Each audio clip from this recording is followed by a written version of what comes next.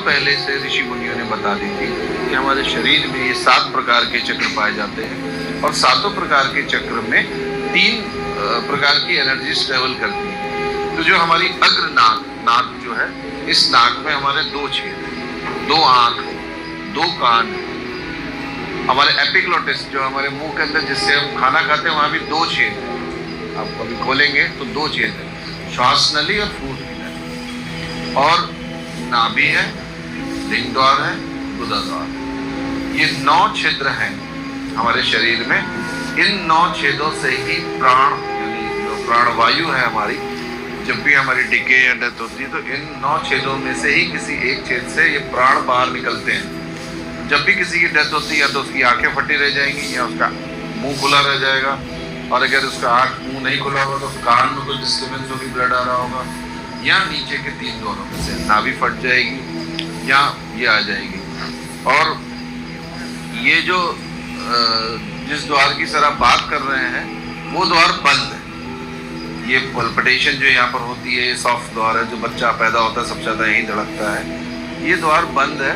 इस द्वार से सिर्फ और सिर्फ साधक की या किसी मुनि की ही प्राण उसकी इच्छा से बाहर निकलते हैं। इसको 10वां द्वार कहा गया है।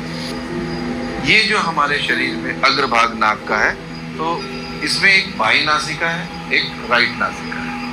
ये जो 9 द्वार दिए गए हैं उसमें, तो वहीं पर एक आगे की लाइन आती है कि मेरुदंड में बंकनाल, जो हम अभी करने जा रहे हैं। मेरुदंड हमारी स्पाइन, बंकनाल क्या होती है? कमल की डंडी अगर आपने देखी, मुरार की सब्जी बनती है, पैसा तो फंसाने मतलब फुकना एकदम पहले से निर्धारित है।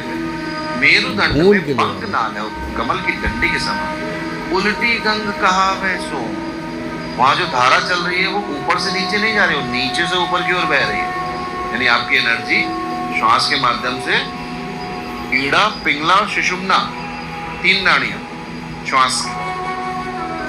चंद्र भेदन, चंद्र सूर्य, यहाँ से शीतलता आती है, यहाँ से गर्मी आती है, इसलिए प्राणायाम बताएगा। सुषुम्ना को जागृत किया जाता है, तो सुषुम्ना से एनर्जी जब ऊपर उठना शुरू होती है तो उसको कहा गया कि मेरुदंड में बंकनाल है, उल्टी गंग कहावे ओम।